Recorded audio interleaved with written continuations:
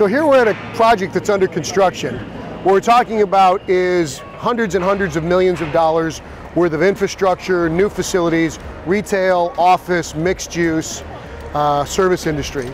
You're talking about brand new ground up Class A apartments. These Class A apartments are also tied in with best in class, best in market retail. Over here you see all the construction facilities, the parking. Back here we've got a ground up multifamily office condominium structure that is about 65% complete. And then back here you'll see another couple thousand units which are just being weathered in. When you talk about what's going on right now, these types of developments make all the sense in the world for REITs and institutional investors. But when you talk about this scale for the individual, it becomes pretty risky. What you're talking about is unbelievable amounts of risk that are factored into the thin margins.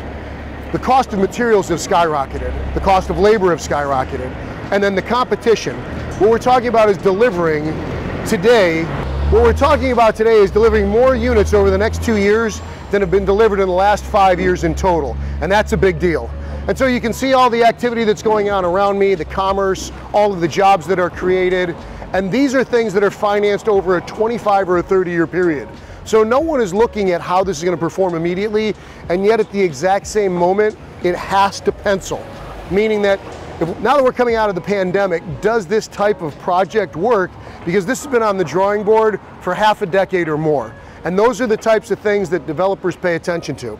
I believe we're going to see a ton of these types of developments that break over the next 2 to 3 years, and you want to pay attention to it. Because the REITs and the folks that have put the money in the first time, they're going to be the ones that are going to bear the weight of the loss. And then the second mover gets to step in. Now, not necessarily on something of this size and this scope, but for sure on a lot of the projects that you're going to see going on coast to coast that hit the drawing board in 16, 17, and 18 and are only now being delivered to the marketplace. Lots of opportunity, folks. Now, because of all of these factors, a lot of these projects around the country simply aren't going to absorb, meaning that the people that they built it for aren't going to be willing to pay the prices that they projected when they got these projects approved.